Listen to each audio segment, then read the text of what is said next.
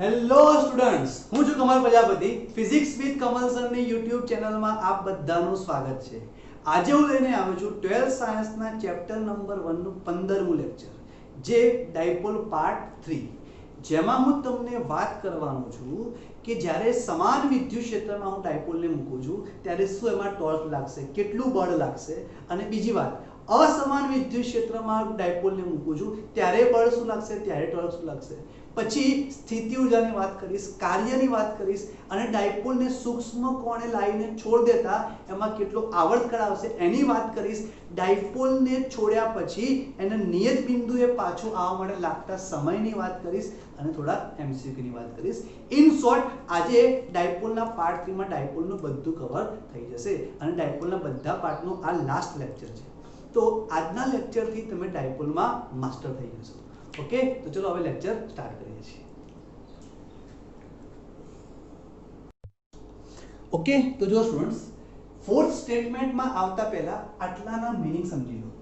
સમાન વિદ્યુત ક્ષેત્રનો મતલબ એવો થાય કે ધારો કે આટલા ભાગમાં વિદ્યુત ક્ષેત્ર છે, બરાબર, આટલા ભાગમાં એમાં આ બધા પોઈન્ટો લો, આ બિંદુ, આ બિંદુ, આ બિંદુ, આ બિંદુ, આ બધા બિંદુ.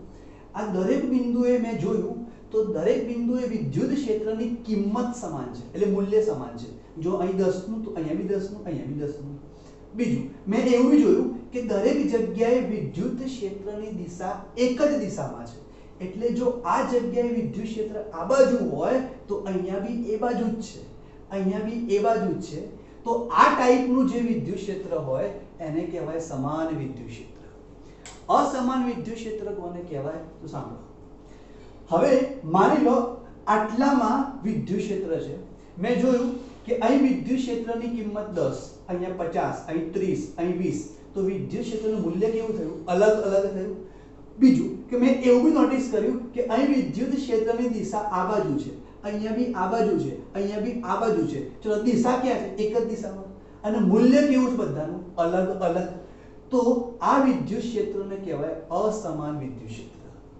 हजी बीजी बात, પછી મેં બીજો કેસ સાંભળજો. મેં અહીંયા વિદ્યુત ક્ષેત્રની કિંમત જોઈ 10 છે, અહીંયા પણ કિંમત 10 છે, અહીંયા પણ કિંમત 10 છે, અહીંયા પણ કિંમત 10 છે, પણ દરેક બિંદુએ વિદ્યુત ક્ષેત્રની દિશા અલગ અલગ છે. તો આ સમાન કહેવાય કે અસમાન કહેવાય? જવાબ છે અસમાન કહેવાય. કેમ? દિશા અલગ અલગ થઈ એટલે. ત્રીજો કેસ, દરેક જગ્યાએ મેં વિદ્યુત ક્ષેત્રનું મૂલ્ય શોધ્યું તો મૂલ્ય દરેક જગ્યાએ મૂલ્ય અલગ અલગ મળ્યું, દિશા પણ અલગ અલગ મળી. તો એ સમાન કહેવાય કે અસમાન કહેવાય? તો અસમાન વિદ્યુત ક્ષેત્ર કહેવાય. ઓકે, તો આ બે ક્લિયર છે. ત્રીજી વાત, રેખીય ગતિ કોને કહેવાય? તો જો ધારો કે આ પદાર્થ છે, આ પદાર્થ આ રીતે ગતિ કરે, આમ ગતિ કરે તો આને કહેવાય રેખીય ગતિ. અને આ પદાર્થ અહીં ને અહીં આમ આમ ફર્યા કરે તો આને શું કહેવાય? ચાપ ગતિ. ચલો, હું તમને એમ કહું, આ પદાર્થ આમ જાય છે તો રેખીય ગતિ કરે છે? હા, કરે છે. ચાપ ગતિ કરે છે? ના, ચાપ ગતિ નથી કરતો. અહીં જુઓ, આ પદાર્થ આમ નામ એકને એક જગ્યાએ ફરે છે. બોલો, ચાપ ગતિ કરે છે? હા, કરે છે. રેખીય ગતિ નથી કરતો. ચલો, આ પદાર્થ આમ જાય છે, રેખીય ગતિ, ચાપ ગતિ બંને કરે છે. ઓકે, ચલો આગળ. બળ અને ટોર્ક. ચલો, બળ અને ટોર્કનો મતલબ સમજો. બળનો મતલબ એવો થાય કે મેં આ રીતે પદાર્થને આમ કરીને મૂક્યું, એટલે પદાર્થ કેવો છે? સ્થિર છે. આમ કરીને છોડ દીધું મેં, અને જેવું છોડ્યું અને પદાર્થ આમ જવા લાગ્યો. એનો મતલબ કે પદાર્થ પર બળ લાગ્યું છે. બળ લાગ્યું છે એવું મને ક્યારે ખબર પડે? મેં આમ મૂક્યું અને હું જોઉં છું કે પછી આમ જવા લાગે છે. ધેટ મીન્સ એના ઉપર બળ લાગ્યું છે. તો એ પ્રમાણે ટોર્ક લાગ્યું ક્યારે કહેવાય? તો ચલો, મેં પદાર્થને આમ કરીને મૂક્યું અને પછી મેં જોયું તો જેવું હું અહીંથી છોડ દઉં છું એટલે પદાર્થ આમ રોટેશન થવા લાગી જાય છે. ધેટ મીન્સ કે પદાર્થ પર શું લાગ્યું છે? ટોર્ક લાગ્યું છે. ઓકે, જો આમ મૂકું અને છોડ દઉં અને ફરવા લાગે, ધેટ મીન્સ ટોર્ક લાગ્યું છે. તો એ ટોર્ક છે. આગળ, રેખીય ગતિનું સંતુલનનો મતલબ શું થાય? તો રેખીય ગતિના સંતુલનનો મતલબ એવો થાય કે જ્યારે કોઈ પદાર્થ પર લાગતું કુલ બળ 0 થઈ જાય, કુલ બળ 0 થાય તો એવું કહેવાય કે રેખીય ગતિના સંતુલનમાં છે. અને જ્યારે કોઈ પદાર્થ પર લાગતું કુલ ટોર્ક 0 થાય, ટોર્ક, તો એ ચાપ ગતિના સંતુલનમાં છે એવું કહેવાય. તો આટલી વસ્તુ મગજમાં રાખજો. તો ચલો હવે હું સ્ટેટમેન્ટ સ્ટાર્ટ કરું ફોર્થ સ્ટેટમેન્ટ તો ફોર્થ સ્ટેટમેન્ટ શું છે એમાં એવું કહે છે કે સમાન વિદ્યુત ક્ષેત્રમાં ડાયપોલને મૂકો અને ટોર્ક અને બળના વિશેની માહિતી તમને અહીંથી મળશે બરાબર ટોર્ક અને બળના વિશેની માહિતી તો ચલો ધારો કે આ રીતનું એક વિદ્યુત ક્ષેત્ર છે આ વિદ્યુત ક્ષેત્ર કેવું છે સમાન હવે સમાન વિદ્યુત ક્ષેત્ર હોય તો ધ્યાનથી સમજો સમાન હોય તો દરેક જગ્યાએ વિદ્યુત ક્ષેત્રની કિંમત કેવી હશે સરખી હશે હવે મેં અહીંયા આ રીતે એક ડાયપોલ મૂક્યો એમાં ડાયપોલનો અહીંયા -q અને આ +q તો જુઓ આ રેડ કલરનું વિદ્યુત ક્ષેત્ર એ પહેલેથી હતું અને એ વિદ્યુત ક્ષેત્રમાં મેં ડાયપોલને મૂક્યું આ વિદ્યુત ક્ષેત્ર એ નથી કે જે ડાયપોલે ઉત્પન્ન કર્યું છે આ કયું વિદ્યુત ક્ષેત્ર છે જે પહેલેથી હતું અને એમાં મેં ડાયપોલને મૂક્યું છે આ જે વિદ્યુત ક્ષેત્ર છે એની કિંમત છે E અને જે મેં ડાયપોલ મૂક્યું છે એ ડાયપોલની જે મોમેન્ટ છે એ ડાયપોલની મોમેન્ટ છે AP જે આપણને ખબર છે માઈનસ થી પ્લસ ની તરફ હોય -q થી +q ચલો હવે સાંભળો ચલો વિદ્યુત ક્ષેત્રની ચલો આ રેડ શું છે વિદ્યુત ક્ષેત્ર તો વિદ્યુત ક્ષેત્રની દિશા ક્યાં હોય હંમેશા પ્લસ થી માઈનસ તો આ બાજુ પ્લસ અને આ બાજુ માઈનસ અહીં જો તો આ ચાર્જ વિદ્યુત ક્ષેત્રમાં આવ્યો આ ચાર્જ પણ વિદ્યુત ક્ષેત્રમાં આવ્યો ચલો આ ચાર્જ પણ વિદ્યુત ક્ષેત્રમાં આ ચાર્જ પણ વિદ્યુત ક્ષેત્રમાં આવ્યો દરેક જગ્યાએ વિદ્યુત ક્ષેત્રની કિંમત કેવી છે સરખી છે એનો મતલબ અહીં જેટલો E અહીંયા એટલો E સારું આના ઉપર લાગતા બળનું ફોર્મ્યુલા શું થાય Q E આમાં પણ Q E હવે જુઓ આ પ્લસ છે માઈનસ ને આ બાજુ ખેંચે એટલે આ બાજુ બળ લાગે તો બોલો અહીં કેટલું બળ આવે Q E અને આ પ્લસ Q છે એ પ્લસ Q ને માઈનસ આ બાજુ ખેંચે તો એ બાજુ બળ આવે કેટલું Q E બંને જગ્યાએ Q સરખા E પણ સરખા તો બોલો બળ કેવું આવ્યું સરખા અહીંયા બળ અને આ બળ બંને બળ કેવા આવ્યા સરખા હવે એક બળ આમ લાગે એક બળ આમ લાગે બંને બળની વેલ્યુ સરખી તો કુલ બળ 0 તો પહેલી વાત કે આવા કેસમાં કુલ બળ શું થાય 0 થાય જ્યારે તમે સમાન વિદ્યુત ક્ષેત્રમાં મૂકો તો ડાયપોલ પર લાગતું કુલ બળ 0 થાય બરાબર કુલ બળ 0 થાય કુલ બળ 0 થાય એનો મતલબ કે ડાયપોલ રેખીય ગતિના સંતુલનમાં હોય રેખીય સંતુલનમાં હોય એમ કહેવાય રેખીય સંતુલનમાં હોય બોલો ક્લિયર રેખીય સંતુલનમાં હોય આગળ ટોર્ક વિશે વિચાર કરો સાંભળજો મેં આમ મૂક્યું બરાબર ચલો સમજો મેં આને આમ મૂક્યું એક બળ આમ આવ્યું એક બળ આમ આવ્યું વિચારો એક બળ આમ એક બળ આમ તો આ સળિયો આમ ફરી ગયો આમ ફરી ગયો તો જેવું મેં આમ મૂક્યું અને સળિયો ફરવા લાગ્યો મીન્સ ટોર્ક છે કે નહીં હા છે મીન્સ ટોર્ક 0 નથી તો બોલો અહીંયા ટોર્ક 0 હોય ના હોય બીજી વાત જો હું આને ડાયપોલને આમ ના મૂકતા આમ મૂકત તો શું થાય જો આમ મૂકત તો આ બાજુ બળ લાગે અહીં આ બાજુ બળ લાગે તો એ ડાયપોલ આમનો આમ જ રહેત તો બોલો ચાર્જ ગતિ કરત કે ના કરત તો ટોર્ક શું થાય 0 થાય ટોર્ક ક્યારે મળે છે જ્યારે આમ મૂકું છું ત્યારે અને આમ મૂકું છું તો ટોર્ક મળતો નથી કેમ આમ ખેંચાય અને આમ ખેંચાય એટલે ફરે નહીં તો સાંભળો કુલ બળ 0 થાય હવે કુલ ટોર્ક શું થાય કુલ ટોર્ક 0 હોય પણ ખરા કે ન પણ હોય કેમ આવું લખ્યું જો તમે આ રીતે મૂકશો તો કુલ ટોર્ક 0 થશે આમ મૂકશો તો કુલ ટોર્ક 0 નહીં થાય એટલે જે તમે કઈ રીતે મૂકો છો એના ઉપર ડિપેન્ડ કરશે કે ટોર્ક હશે કે નહીં હોય ચલો કુલ ટોર્ક 0 હોય પણ ખરા કે ન પણ હોય એનો મતલબ ચાક ગતિના સંતુલનમાં હોય પણ ખરા કે ન પણ હોય ખરા કે ન પણ ઓકે ઓકે આગળ સાંભળજો તો અહીંયા ટોર્કનો ફોર્મ્યુલા શું થશે તો ટોર્કનો ફોર્મ્યુલા થશે ટાઉ બરાબર PE sin θ ધ્યાન આપજો P શું છે તો P જે છે એ ડાયપોલ મોમેન્ટ થીટા શું છે તો P and E વચ્ચેનો એટલે આટલો ખૂણો થીટા, બરાબર. અને આ જે ઇક્વેશન છે, આ ઇક્વેશન વેલિડ છે એ જ કન્ડિશનમાં કે સમાન વિદ્યુત ક્ષેત્ર હોય. હું નીટ અને જેડબલ્યુ લેક્ચર લઉં છું એટલા માટે તમને આ સાબિત નથી કરાવતો, ડાયરેક્ટ લખી દઉં છું, બરાબર. ટાઉ બરાબર P sin થીટા. ચલો ધ્યાન આપજો. આ એ વખતના કેસમાં ઇક્વેશન સાચું છે. જો ટાઉ વિરુદ્ધ થીટાનો ગ્રાફ દોરો તો કેવો આવે? અહીંયા ટાઉ અને અહીંયા થીટા. તો ટાઉ અને થીટા, તો ટાઉ કોનો વિધેય થાય? સાઇન નો વિધેય થાય. મીન્સ સાઇન નો ગ્રાફ હંમેશા 0 થી સ્ટાર્ટ થાય. તો આ રીતનો આપણને ગ્રાફ મળશે, ટાઉ વિરુદ્ધ થીટાનો ગ્રાફ. અને ખૂણામાં, તો ખૂણામાં આપણને ખબર છે, બોલો અહીં ખૂણો કેટલો આવે? 0. અહીં કેટલો આવે? 90. અહીં કેટલો આવે? 180. અહીં કેટલો આવે? 270. અહીં કેટલો આવે? 360. તો એક વસ્તુ નોટિસ કરો આટલામાં, તો એમ કહેવાય થીટા બરાબર 0 180, જો 0 180 360 વાળા ખૂણે ટોર્ક શું થાય? 0 થાય, રાઈટ? ક્યારે 0 થાય? 0 180 વખતે ટોર્ક કેવો થાય? 0 થાય. અને ટોર્ક 0 થાય તો એ વખતની સ્થિતિ શું કહેવાય? કે એ વખતે ચાક ગતિના સંતુલનમાં છે એવું કહેવાય. હા છે. કેમ? ટોર્ક 0 થાય ત્યારે ચાક ગતિના સંતુલનમાં છે. તો ચાક ગતિના સંતુલનમાં ક્યારે હોય? જ્યારે 0 ખૂણે હોય અને 180 ખૂણે હોય. બીજી વાત, અહીં જુઓ, અહીંયા ટોર્ક કેવો છે? મેક્સિમમ છે.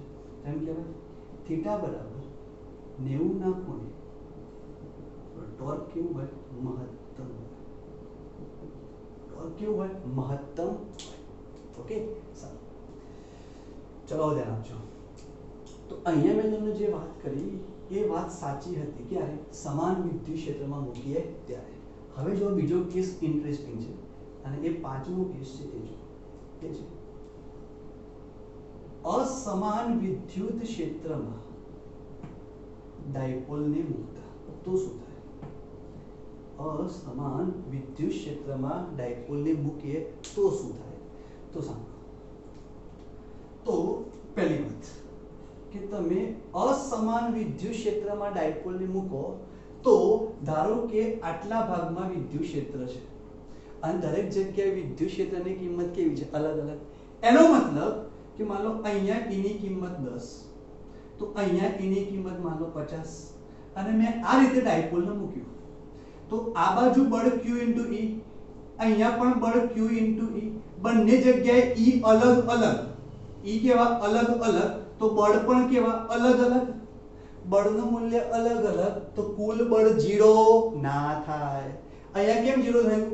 બંને બળની કિંમત સરખી હતી, દિશા પરસ્પર વિરુદ્ધ હતી. અહીંયા દિશા પરસ્પર વિરુદ્ધ થઈ બી જાય છે પણ મૂલ્ય સરખું નહીં થાય. કેમ નહીં થાય? વિદ્યુત ક્ષેત્ર સમાન નથી એટલા માટે. તો બોલો આ કેસમાં કુલ બળ is not equal to 0.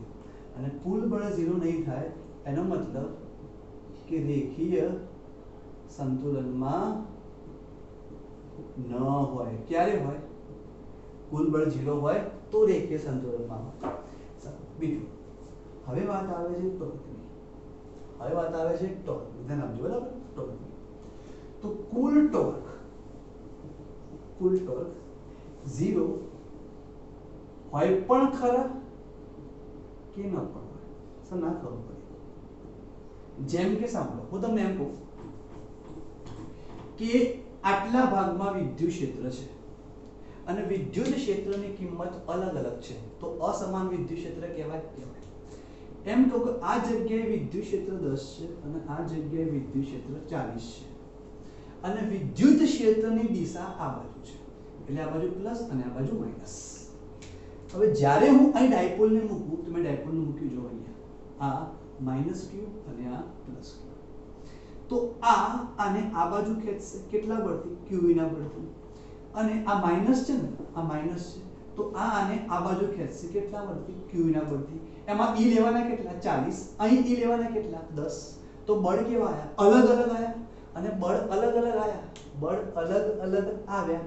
That means આ બાજુનું બળ વધારે આવ્યું, આ બાજુનું બળ ઓછું, ડાયપોલ આમ ગતિ કરશે.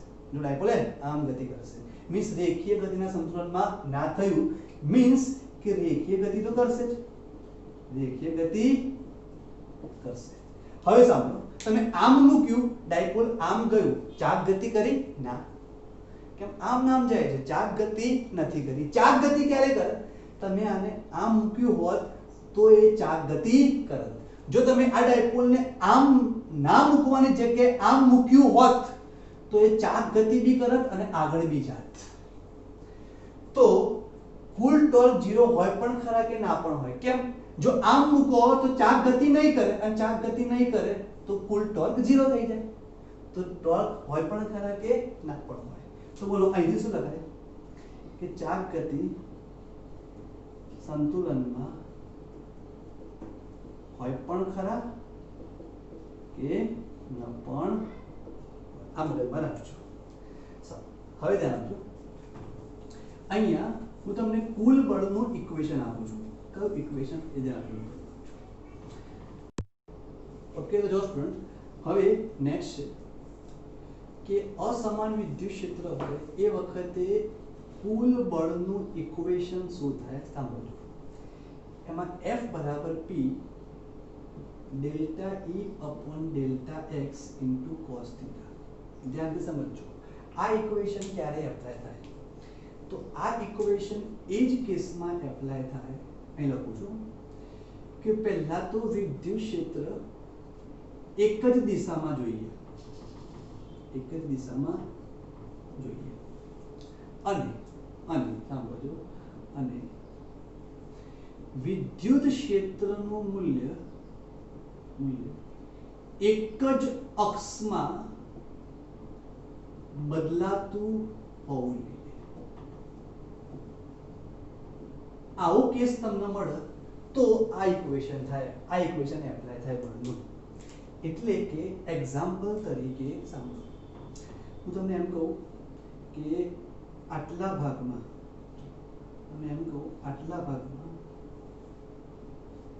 આટલા ભાગમાં વિદ્યુત ક્ષેત્ર છે બરાબર ચલો આટલા ભાગમાં વિદ્યુત ક્ષેત્ર છે હવે અહીંયા એમ મેં દરેક જગ્યાએ જોયું તો વિદ્યુત ક્ષેત્રની દિશા આ બાજુ જ મળી બધાની તો બોલો વિદ્યુત ક્ષેત્ર ક્યાં એક જ દિશામાં બીજું મને જોવા એવું મળ્યું કે વિદ્યુત ક્ષેત્રનું મૂલ્ય એક જ અક્ષમાં બદલાતું હોવું જોઈએ એનો મતલબ શું થાય કે હું એમ કહું કે વિદ્યુત ક્ષેત્ર માન લો આ બાજુ છે બરાબર હવે અહીં વિદ્યુત ક્ષેત્રની કિંમત 10 છે તો અહીંયા બી 10 અહીંયા બી 10 અહીંયા બી 10 જ્યારે આ પોઈન્ટે જઈશ તો વિદ્યુત ક્ષેત્ર 15 તો અહીંયા બી 15 અહીંયા બી 15 અહીંયા બી 15 તો બોલો વિદ્યુત ક્ષેત્ર બદલાયું એવું કહેવાય કે ના કહેવાય કહેવાય પણ જો વિદ્યુત ક્ષેત્ર અહીંથી અહીં જાઓ તો જ બદલાય છે એટલે જો વિદ્યુત ક્ષેત્ર ખાલી x અક્ષમાં જાઓ તો જ બદલાય છે આમ y અક્ષમાં જાવ તો નથી બદલાતું જેમ કે જો ઉપર જાઓ y અક્ષમાં તો 10 નું 10 જ રહે છે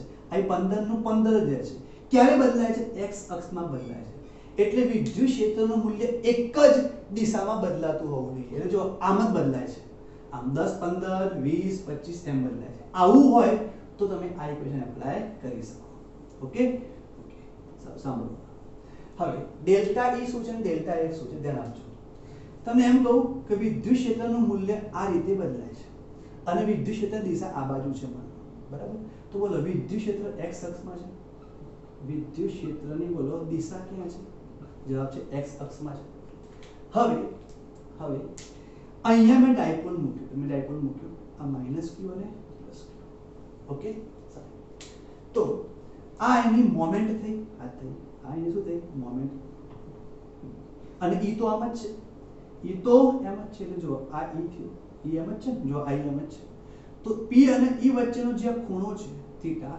એ આ ખૂણો થીટા P and E વચ્ચેનો બોલો રાઈટ અહીંયા જે થીટા મળે ને એ આ થીટા ખૂણો છે ડેલ્ટા E શું છે તો ડેલ્ટા E નો મતલબ એવો થાય તમે અહીં -q મૂક્યું અહીં +q મૂક્યું હા અહીંયા આ A બિંદુ છે અને અહીંયા B બિંદુ છે તો A બિંદુએ -q અને B બિંદુએ +q તો ડેલ્ટા E શું છે ડેલ્ટા E નો મતલબ એવો થાય કે બિંદુ A and બિંદુ B બિંદુ A and બિંદુ B વચ્ચેના વિદ્યુત ક્ષેત્રનો તફાવત તમે -q + q ચાર્જ જે બિંદુએ આવેલા છે એ બે બિંદુ વચ્ચેના વિદ્યુત ક્ષેત્રનો તફાવત ડેલ્ટા x શું છે? ડેલ્ટા x નો મતલબ એવો થાય કે બિંદુ a ક્યાં આવ્યો છે -q છે ત્યાં, બિંદુ b ક્યાં આવ્યો છે +q છે ત્યાં, એટલે બિંદુ a કહો તોય -q આવી જાય અને બિંદુ b કહો તો +q આવી જાય. તો ડેલ્ટા x નો મતલબ એવો થાય a થી b વચ્ચેનું x અક્ષનું અંતર, એ છે ડેલ્ટા x. એટલે જો આટલું જે ડિસ્ટન્સ થાય, જો a અને b આ થયું અને આ a, આટલું જે ડિસ્ટન્સ થયું a અને b વચ્ચેનું આ જે ડિસ્ટન્સ થયું એ આટલું ડિસ્ટન્સને કહેવાય x અક્ષનું ડિસ્ટન્સ. તો આટલું જે ડિસ્ટન્સ થયું એને કહેવાય ડેલ્ટા x. a અને b વચ્ચેનું x અક્ષનું ડિસ્ટન્સ એ ડેલ્ટા x. સેકન્ડ વાત, આટલું જે ડિસ્ટન્સ છે એને શું કહેવાય 2a, એને કહેવાય 2a. બોલો ક્લિયર? તો આ ઇક્વેશન એ કન્ડિશનમાં સાચું. ફરી ડેલ્ટા e શું છે? તો ડેલ્ટા e માં -q અને +q જે જગ્યાએ છે એ બંને જગ્યાના વિદ્યુત ક્ષેત્રનો તફાવત એ ડેલ્ટા e. ડેલ્ટા x શું છે?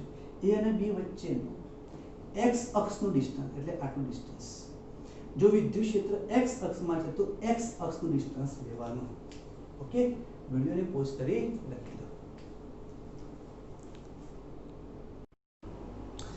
ઓકે, તો જો સ્ટુડન્ટ્સ, તો હવે છે છઠ્ઠું સ્ટેટમેન્ટ, 6th સ્ટેટમેન્ટ. છઠ્ઠા સ્ટેટમેન્ટમાં વાત છે ટોર્કની દિશા. ટોર્કની દિશા તો શું કહે છે? એમ કહે છે ડાયપોલ જે રીતે ભ્રમણ કરતું હોય તે રીતે તે ભ્રમણની દિશામાં જમણા હાથની આંગળીઓ વાળતા અંગૂઠો જે દિશામાં હોય તે ટોર્કની દિશા થાય. જો એક્ઝામ્પલ આપું, હું તમને એમ કહું કે આ રીતે વિદ્યુત ક્ષેત્ર છે. આ રીતે વિદ્યુત ક્ષેત્ર હોય તો બોલો વિદ્યુત ક્ષેત્રની દિશા ક્યાં હોય? પ્લસ થી માઈનસ. હવે એક્ઝામ્પલ તરીકે આ રીતે એક ડાયપોલ મૂક્યું છે, અહીંયા -q છે અને અહીંયા +q છે. હવે આપણું નોલેજ શું કહે છે કે -q ઉપર આ પ્લસ આમ બળ લગાડશે અને +q ઉપર આ માઈનસ આ બાજુ બળ લગાડશે. તો જો આ રીતનું ડાયપોલ હોય તો આ ડાયપોલમાં આમ બળ લાગવાનું, એ ડાયપોલ આમ ફરશે. ચલો, હવે ડાયપોલ આ રીતે ફરશે તો આ કન્સેપ્ટ એવું કહે છે કે તમે જમણો હાથ લો તો જમણો હાથ થયો, એ જમણા હાથની આંગળીઓને એવી રીતે વાળો કે જે રીતે ડાયપોલ ફરતું હોય. તો જુઓ ડાયપોલ આમ ફરે છે, જો ડાયપોલ આમ ફરે છે. હવે ડાયપોલ આમ ફરે છે તો મારે આંગળીને બી આમ વાળવાની.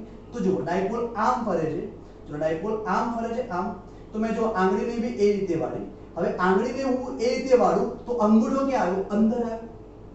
તો અંગૂઠો અંદર આવ્યો, ધેટ મીન્સ ટોર્કની દિશા ક્યાં છે? અંદરની દિશામાં. એટલે જો આ x અક્ષ હોય, આ y અક્ષ હોય, આ z અક્ષ હોય તો અંદરની અક્ષ કઈ થાય? -z અક્ષ. તો અહીંયા ટોર્કની દિશા ક્યાં છે? -z અક્ષમાં.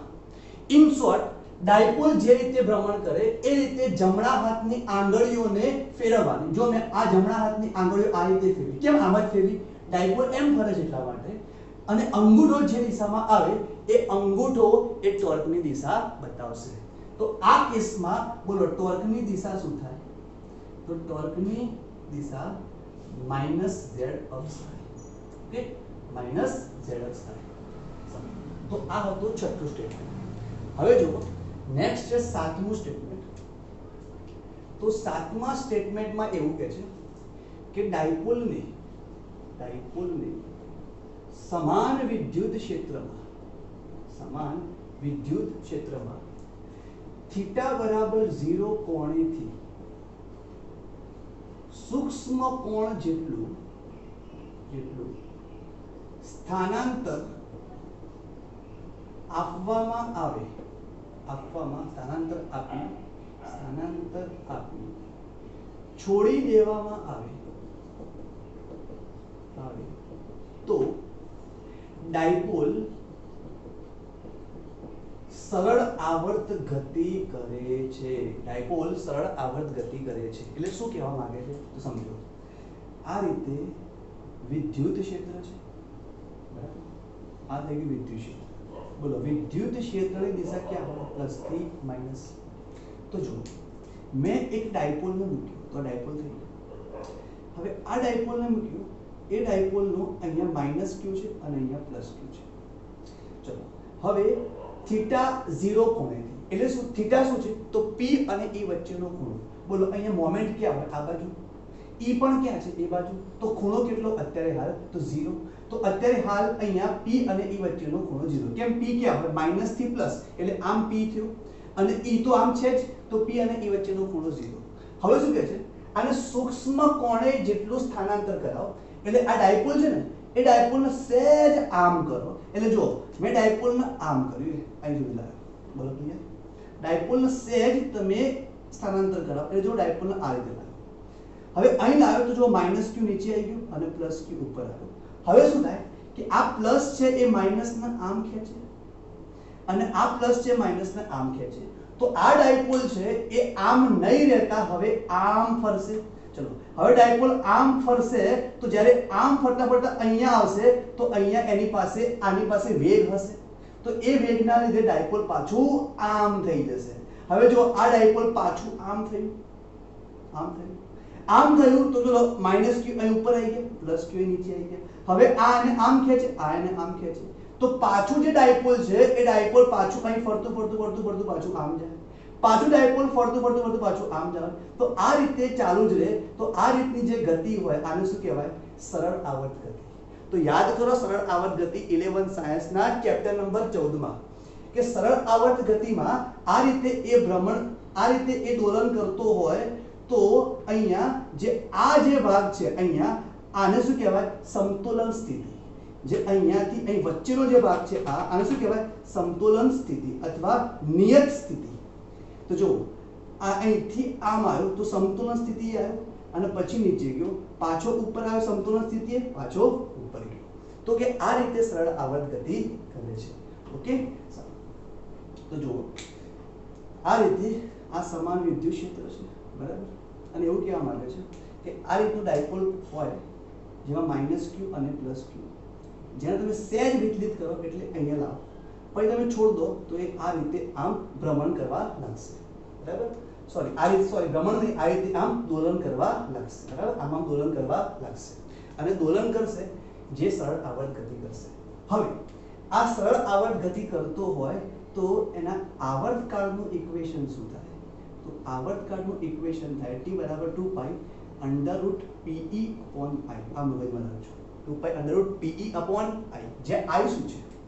તો i જે છે એ છે જડત્વની ચાપમાત્રા.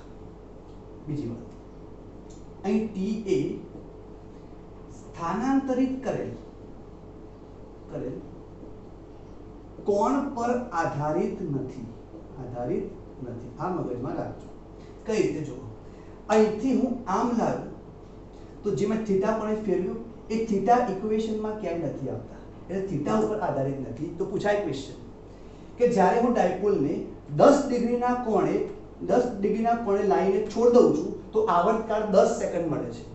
તો જ્યારે એને હું 20 સેકન્ડના ડિગ્રી લાઈન છોડ દઉં તો આવર્તકાળ કેટલો? તો 10 જ સેકન્ડ મળે. આવર્તકાળમાં કોઈ ચેન્જ ના આવે કેમ કે આવર્તકાળ એ કોણ પર આધારિત નથી. આગળ વાત, ચલો હવે અહીંથી હું છોડું અને ડાયપોલ અહીંયા આવે, અહીંથી છોડું ડાયપોલ અહીંયા આવે તો આ સ્થિતિને કઈ સ્થિતિ કહેવાય? સમતોલન સ્થિતિ. તો સમજો ડાયપોલને અહીંથી આમ આવે, પછી આ રીતે આવે, પાછું આમ આવે, પાછું આમ આવે, તો પોતાની જે સ્થિતિ હતી એ સ્થિતિએ પાછો આવે એટલે અહીંયા આવે એટલે એક દોલન પૂરું થયું. ડાયપોલ આમ છે, બરાબર? ડાયપોલ પહેલા આમ આવે, પછી આમ આવે, જો ડાયપોલ આમ છે, આમ આવે, આમ આવે, આમ આવે, પછી આમ આવે, તો એને એક ભ્રમણ પૂરું કર્યું. એક ભ્રમણ પૂરું કરવા માટે લાગતો સમય શું કહેવાય? આવર્તકાળ. એટલે એમ કહેવાય અહીંથી આમ, આમ, પછી આમ અને પછી આમ, જે ટાઈમ લાગે એને કહેવાય આવર્તકાળ. તો જુઓ ડાયપોલને અહીંથી આમ જતા ટાઈમ કેવો લાગે t/2. કેમ? અહીંથી આમ આમ આમ અને આમ t લાગે, તો અહીંથી અહીંયા અને અહીંયા ટાઈમ કેટલો લાગે t/2. તો બોલો અહીંથી અહીં ટાઈમ કેટલો t/4. તો એમ કહેવાય ડાયપોલને છોડતા અહીં લાઈન છોડતા સમતુલન સ્થિતિએ આવવા માટે લાગતો સમય બોલો શું થાય t/4. t/4 t શું છે આવર્તકાળ, બોલો p શું છે જડત્વની ચાર્જ માત્રા, e શું છે વિદ્યુત ક્ષેત્ર. લખી દો પછી આગળ ચાલો. ઓકે, તો જો સ્ટુડન્ટ નેક્સ્ટ છે સમાન વિદ્યુત ક્ષેત્રમાં, આઠમું સ્ટેટમેન્ટ, સમાન વિદ્યુત ક્ષેત્રમાં મુકતા ડાયપોલ માટે, એટલે એક ડાયપોલને સમાન વિદ્યુત ક્ષેત્રમાં મૂક્યો છે અને મારે એમાં બે વસ્તુ જોવી છે. બે વસ્તુ કઈ? એક છે કાર્ય અને એક છે સ્થિતિ ઊર્જા. આ શું કહે છે એ જો.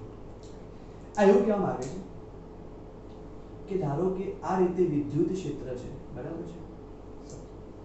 એ વિદ્યુત ક્ષેત્રમાં મેં આ રીતે ડાયપોલ મૂક્યો, આ -q અને આ +q, અને આ થીટા કોણે મેં મૂક્યો. આટલો કોણ કેટલો છે θ1. આ પ્લસ છે અને અહીં માઈનસ છે, બરાબર? વિદ્યુત ક્ષેત્ર કે આવે પ્લસ થી માઈનસ, આમ બળ લાગે આમ બળ લાગે. તો આ ડાયપોલ છે એ અહીંથી આમ થવાની કોશિશ કરશે, અહીંથી આમ થવાની કોશિશ કરશે, પણ હું એવું ઈચ્છું છું કે ડાયપોલ આ +q ભાગ છે એ અહીંથી નીચે ના આવે પણ ઉપર જાય. ઉપર જાય મીન્સ શું કે મારે ડાયપોલને આવો કરવો છે, આમ લાવવો છે, બરોબર? જે ડાયપોલ આ રીતે હતો એને મારે અહીંથી આમ લાવવો છે. તો અહીંથી જો ડાયપોલને છોડી દઉં તો ડાયપોલ ક્યાં આવે? નીચે આવે, એટલે ઉપર તો જાય નહીં. ઉપર પણ મારે ડાયપોલને અહીંથી નીચે નથી જવા દેવો, ઉપર લઈ જવા દેવો છે. તો મારે ડાયપોલને અહીંથી ઉપર લઈ જવો હોય તો મારે ડાયપોલને પકડવો પડે. એટલે જો મેં ડાયપોલને પકડ્યો અને ડાયપોલને પકડીને પછી હું અહીંથી આમ લઈ ગયો, મીન્સ આપણે શું કર્યું? કાર્ય કર્યું. તો ડાયપોલને હું અહીંથી અહીં લઈ ગયો, તો અહીંથી અહીં લઈ ગયો અને આપણે કાર્ય કર્યું, અને જે કાર્ય કર્યું એ કાર્ય કેટલું? W. તો આટલો ખૂણો θ1 અને અહીં ખૂણો લઈ ગયો, બોલો આ ખૂણો કેટલો? θ2. θ1 કોણેથી ડાયપોલને θ1 કોણેથી હું ક્યાં લઈ ગયો? θ2 કોણે. ફરી સમજો, આટલો ખૂણો કેટલો હતો? θ1. તો θ1 કોણેથી ક્યાં લઈ ગયો? θ2 કોણે. તો જુઓ ડાયપોલને θ1 કોણેથી θ2 કોણે લઈ જવા માટે કરવું પડતું કાર્ય આવું પૂછાય તો આનું ઇક્વેશન શું થાય એ સમજો.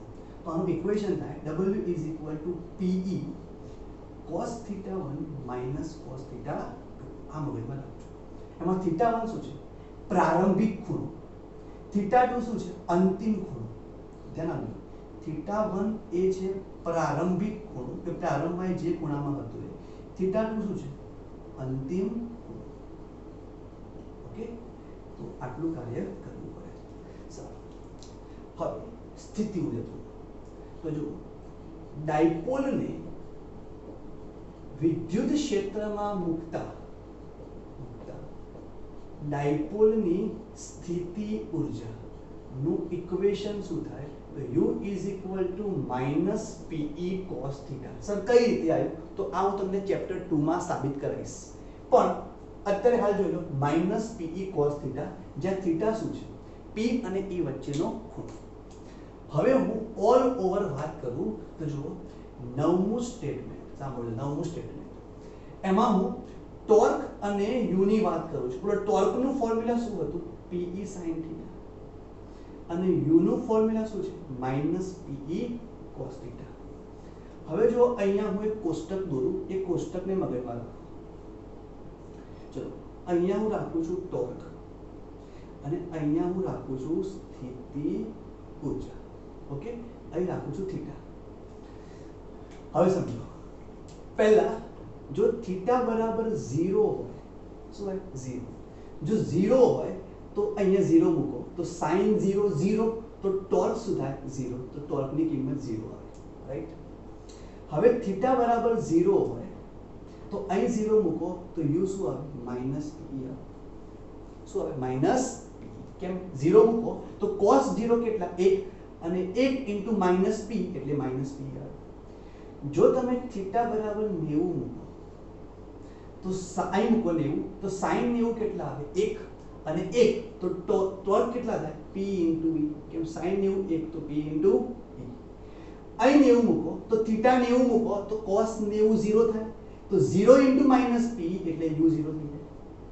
ચલો થીટા 180 મૂકો, ભાઈ થીટાનું 0 થવું એનો મતલબ શું થાય? જો થીટાનું 0 થવું એનો મતલબ એવો થાય કે આ રીતે વિદ્યુત ક્ષેત્ર હોય અને તમે ડાયપોલને આ રીતે મૂકો છો એટલે -q અને +q, તો જો આની -q અને +q, તો જો આની મોમેન્ટ માઈનસ થી પ્લસ એ આમ થયું તો p અને e ક્યાં આયા એક જ દિશામાં, તો આને કહેવાય થીટા 0। થીટા 90 થવો એનો મતલબ શું થાય કે આ રીતે વિદ્યુત ક્ષેત્ર છે અને તમે ડાયપોલને આ રીતે મૂકો છો, આ રીતે -q અને +q, તો જો -q + q એટલે આમ થયો, તો જો મોમેન્ટની દિશા ક્યાંથી માઈનસ થી પ્લસ એટલે આમ થઈ, તો બોલો ખૂણો કેટલો થયો 90, તો થીટા 90 ને એક્સપ્લેન કરે છે। અને થીટા 180 થવું મીન્સ શું કે જો આ રીતે વિદ્યુત ક્ષેત્ર છે અને એ વિદ્યુત ક્ષેત્રમાં ડાયપોલને મૂકો, એ ડાયપોલને -q અને +q આ રીતે હોય। હવે આ રીતે મૂકો તો બોલો મોમેન્ટ ક્યાં થાય માઈનસ થી પ્લસ એટલે આ થઈ મોમેન્ટની દિશા, એટલે જો e આમ થયા અને p આમ થયા તો થીટા કેટલા થયા 180, એટલે હું આ કેસની વાત કરું છું। તો જો થીટા 180 હોય તો sin 180 કેટલા થાય 0, તો ટોર્ક 0 અને u કેટલા થાય તો cos 180 -1 અને -1 * p એટલે +p થઈ જશે। હવે સ્થિતિ ઊર્જા ઉપર નોટિસ કરો તો જો અહીંયા સ્થિતિ ઊર્જા કેવી છે, u કેવા છે મિનિમમ છે કે -p થાય, માઈનસમાં કિંમત આવી એટલે, અને અહીંયા u કેવા છે મેક્સિમમ છે, u મિનિમમ છે કે -p અને આ +p, આ -10 તો આ +10 એટલે u કેવા છે મિનિમમ છે। હવે u મિનિમમ થયા તો આને શું કહેવાય? તો ચલો 11 સ્ટાન્ડર્ડમાં ચેપ્ટર નંબર 6 માં ભણી ગયા, કોઈ પણ પદાર્થ ક્યાં રહેવાનું પસંદ કરે તો ઓછામાં ઓછી સ્થિતિ ઊર્જાએ રહેવાનું પસંદ કરે, અને ઓછામાં ઓછી સ્થિતિ ઊર્જા આગળની સ્થિતિને શું કહેવાય? તો એને કહેવાય સંતુલન સ્થિતિ, તો અથવા સ્થાયી સ્થિતિ। તો આ -p થયા તો અહીંયા સ્થિતિ ઊર્જા કેવી થઈ મિનિમમ થઈ, એનો મતલબ કે ડાયપોલ આ રીતે રહેવાનું પસંદ કરશે, ડાયપોલને આમ જ રહેવું છે। તો આ જે સ્થિતિ છે આ સ્થિતિ એને કહેવાય મહત્તમ સ્થાયી સ્થિતિ, મહત્તમ સ્થાયી સ્થિતિ। મહત્તમ સ્થાયી કેમ કીધી? કેમ કે એ વખતે u કેવો છે મિનિમમ છે અને પ્રેક્ટિકલી જોવા જાઓ તો ડાયપોલને આ રીતે રહેવું છે। કેમ જુઓ, તમે ડાયપોલને અહીં લાવો છોડો તો ડાયપોલ આમ નીચે આવવા માંગશે, ડાયપોલને અહીં જ રહેવું છે, એટલે મેં આને શું કીધું મહત્તમ સ્થાયી સ્થિતિ। આગળ અહીંયા u કેવો છે મેક્સિમમ, તો આને કહેવાય મહત્તમ અસ્થાયી સ્થિતિ, અસ્થાયી સ્થિતિ। કેમ? u જ્યાં મેક્સિમમ હોય એ સ્થિતિ કેવી થાય મહત્તમ અસ્થાયી સ્થિતિ, જે આપણે 11th ના ચેપ્ટર નંબર 6 માં ભણી ચૂકેલા છે। તો મહત્તમ સ્થાયી અને મહત્તમ અસ્થાયી પૂછાય। મહત્તમ સ્થાયી સ્થિતિ તો થીટા કેટલા હોય 0 હોય અને મહત્તમ અસ્થાયી તો થીટા 180 હોય। તો વિડિયોને પોઝ કરી લખી દો, પછી હું આગળ એમસીક્યુ લઉં।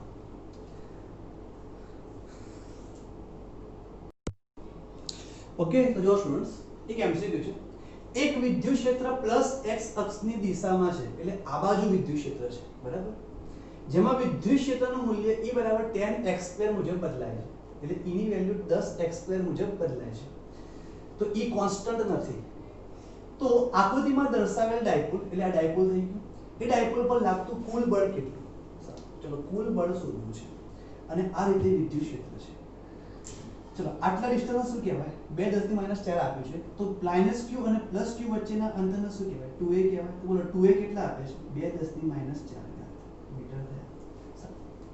હવે જો તો આપણે બળ શોધવું છે, તો મેં તમને ઇક્વેશન લખાવ્યું, શું હતું ઇક્વેશન? તો કુલ બળ F is equal to P delta E upon delta X into cos theta, જ્યાં થીટા શું હતું? P અને E વચ્ચેનો ખૂણો. તો ચલો P, ચલો આની મોમેન્ટ P આમ થવાની અને E આમ છે. જો મોમેન્ટ ક્યાં થવાની? માઈનસ થી પ્લસ, એટલે આ મોમેન્ટ P આમ થવાની. તો P અને E વચ્ચેનો ખૂણો કેટલો છે? 60 નો. એટલે આપણને થીટા ખબર છે. તો P લાવવા પડે, ડેલ્ટા E લાવવા પડે અને ડેલ્ટા X લાવવા પડે. ચલો પહેલા P લાવીએ. તો P કઈ રીતે લાવશું? તો એમ કહેવાય P બરાબર Q into 2A. Q into 2A. બોલો Q કેટલા છે? તો 2 ગુણ્યા 10 ની માઈનસ 6 ઘાત, કે માઇક્રો કુલમ છે ને એટલે માઈનસ 6 ઘાત. અને 2A કેટલા છે? તો 2 ગુણ્યા 10 ની માઈનસ 4, એટલે કેટલા આવ્યા? 4 10 ની માઈનસ 10 ઘાત કુલમ ઇન્ટુ મીટર. તો આ થઈ ગયું ડાયપોલ મોમેન્ટ. સારું, હવે ડેલ્ટા E બાકી, ડેલ્ટા X બાકી. હવે યાદ કરો, મેં તમને કીધું હતું ડેલ્ટા X કોને કહેવાય? તો માઈનસ Q થી આ પ્લસ Q વચ્ચેનું X અક્ષનું અંતર એને કહેવાય ડેલ્ટા X. તો બોલો આટલા અંતરને શું કહેવાય? Delta X. માઈનસ Q થી પ્લસ Q વચ્ચેનું X અક્ષમાં જે અંતર આવ્યું એને શું કહેવાય? Delta X. તો આટલું ડેલ્ટા X લાવવું પડે. આ કિંમત ખબર છે, આ લાવવું છે. ચલો આટલો એંગલ કેટલો થાય? તો આટલો એંગલ બી 60 નો થવાનો, બરાબર? 60 નો થવાનો. તો 60 નો થવાનો. ચલો આ એંગલ ખબર છે 60. ચલો આમ દોરો તો આ કાટકોણ ત્રિકોણ થઈ જાય. તો આ કર્ણ બને અને આ પાસેની બાજુ બને. તો બોલો એમ કહેવાય cos 60 is equal to પાસેની બાજુ એટલે શું બને? Delta X. અને કર્ણ એટલે શું બને?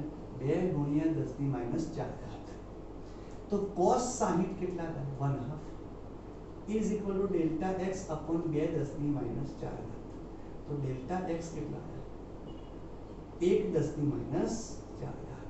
ઓકે, બે કટ થઈ ગયા એટલે 1 10 ની માઈનસ 4, એટલે આટલો ડેલ્ટા X આવી ગયો. હવે શું લાવવાનું રહ્યું? Delta E. તો ડેલ્ટા E જો કઈ રીતે લાવશું? તો ડેલ્ટા E લાવવા માટે જો તો એમ કહેવાય ડેલ્ટા E બરાબર, ડેલ્ટા E નો મતલબ શું થાય? અહીંનું વિદ્યુત ક્ષેત્ર અને અહીંનું વિદ્યુત ક્ષેત્ર બંનેનો તફાવત. સારું, હવે E નું આ ઇક્વેશન આપ્યું છે. જો તમે x બરાબર 1 10 ની માઈનસ 4 મૂકો અહીંયા, તો તમને આ E ક્યાંનો મળે? અહીંનો મળે. હવે આ પ્લસ Q માટે જેટલો x અહીં આવે એટલો x અહીં મૂકો તો તમને E ક્યાંનો મળે? પ્લસ Q છે ત્યાંનો E મળે. તો સમજો અહીં 0, અહીંયા 1 10 ની માઈનસ 4, ડેલ્ટા x કેટલા આવ્યા? 1 10 ની માઈનસ 4. તો અહીંયા 1 10 ની માઈનસ 4 માં બીજા 1 10 ની માઈનસ 4 એડ થાય, ઉમેરાય, તો અહીં શું બને? 2 10 ની માઈનસ 4. તો પ્લસ Q માટે x કયો થાય? 2 10 ની માઈનસ 4, અને માઈનસ Q માટે x કયો થાય? 1 10 ની માઈનસ 4. તો ડેલ્ટા E લાવવા છે તો પ્લસ Q આગળનો x મૂકો તો E ક્યાંનો મળે? પ્લસ Q આગળનો. અને 1 10 ની માઈનસ 4 મૂકો તો E ક્યાંનો મળે? અહીંનો મળે. તો એમ કહેવાય 10 into 2 10 ની માઈનસ 4 નો સ્ક્વેર, એટલે અહીંનો E થઈ ગયો. મેં આ કિંમતમાં જો x ની કિંમત 2 10 ની માઈનસ 4 મૂકી અહીંયા, તો આ E અહીંનો થઈ ગયો. પછી માઈનસ અહીંનો E, તો કેટલો? 10 into 1 10 ની માઈનસ 4 એનો સ્ક્વેર. તો અહીં આન્સર શું આવ્યો? 40 10 ની માઈનસ 8 માઈનસ 10 10 ની માઈનસ 8. બરાબર? બેનો વર્ગ 4 અને 4 ગુણ્યા 10 એટલે 40. તો જવાબ શું આવ્યો? 30 10 ની માઈનસ 8. હવે બધી કિંમતો ખબર છે. તો ચલો F બરાબર P કેટલા? 4 10 ની માઈનસ 10. ચલો ડેલ્ટા E કેટલા? તો જવાબ છે ડેલ્ટા E 30 10 ની માઈનસ 8. ચલો ડેલ્ટા X કેટલા? તો 1 10 ની માઈનસ 4 ઇન્ટુ cos થીટા. એમાં થીટા કેટલા? તો થીટા 60 છે. તો 4 10 ની માઈનસ 10, 30 10 ની માઈનસ 8, 1 10 ની માઈનસ 4 અને cos 60 કેટલા થાય? 1/2 થાય. તો 2 2 4 બે થઈ ગયા, એટલે અહીં તમે કેલ્ક્યુલેશન કરશો તો ઉપર 60 આવશે. ગુણ્યા 10 ની માઈનસ 10 માઈનસ 8 એટલે માઈનસ 18, અને માઈનસ 4 ઉપર એટલે પ્લસ 4 એટલે 10 ની માઈનસ 14. તો F કેટલા આવ્યા? 60 ગુણ્યા 10 ની માઈનસ 14 આટલું બળ. ઓકે, તો જો સ્ટુડન્ટ સેકન્ડ છે 3 ગુણ્યા 10 ની માઈનસ 4 ઘાત કુલમ ઇન્ટુ મીટર મોમેન્ટ ધરાવતો ડાયપોલ. એટલે બોલો P કેટલા આવ્યા? 3 ગુણ્યા 10 ની માઈનસ 4 ઘાત કુલમ ઇન્ટુ મીટર. એને 1×10⁵ ન્યૂટન પર કુલમના વિદ્યુત ક્ષેત્રમાં મૂક્યો છે. એટલે જો આ રીતનું એક વિદ્યુત ક્ષેત્ર થઈ ગયું, એમાં એને મૂક્યું છે, જેમાં E ની કિંમત કેટલી છે? 1×10⁵ ન્યૂટન પર કુલમ. જો ડાયપોલને સંતુલન સ્થિતિથી સૂક્ષ્મ કોણે વિચલિત કરીને છોડવામાં આવે, એટલે એમ કહેવાય કે ડાયપોલને આ રીતે મૂક્યું છે -q + q. આ સ્થિતિને કઈ સ્થિતિ કહેવાય? સંતુલન સ્થિતિ. અને અહીંથી વિચલિત કરી છોડવામાં આવે, એટલે જો અહીંથી આમ કરીને છોડ દેવામાં આવે તો આમ કહેવાય નીચે આવશે. તો વિચલિત કરી છોડવામાં આવે તો જો ડાયપોલ ફરીને અહીંયા આવશે, તો છોડવામાં આવે ત્યાં સુધી છોડવામાં આવે તો ડાયપોલ સંતુલન સ્થિતિએ આવે. એટલે જો અહીંથી તમે છોડો તો ક્યાં આવ્યો? અહીંયા આવ્યો, અહીંયા આવ્યો. આમ સંતુલન સ્થિતિએ આવે ત્યાં સુધીમાં સરેરાશ પાવર શોધો. એટલે અહીંથી છોડો અને અહીં આવે ત્યાં સુધીમાં સરેરાશ પાવર શોધો. ડાયપોલની જડત્વની ચાક માત્રા આપી છે, એટલે I કેટલા આપ્યા છે? 2 kg/m². અને ડાયપોલ દ્વારા થતું કાર્ય બી આપ્યું છે, W કેટલા? 2×10⁴. ચલો પાવરનો ઇક્વેશન શું થાય? જવાબ છે P = W/T. તો T શું છે? સમય લાવવો પડે. આ સમય કયો કે આપણે છોડીએ અને સંતુલન સ્થિતિમાં આવવા માટે જે ટાઈમ લાગે એ. તો એ ટાઈમનું ઇક્વેશન આપણને ખબર છે શું? T = T/4. T/4 મેમ્બર ચલાવી. હવે કેપિટલ T શું છે? આવર્તકાળ. અને આવર્તકાળનું ઇક્વેશન ખબર શું?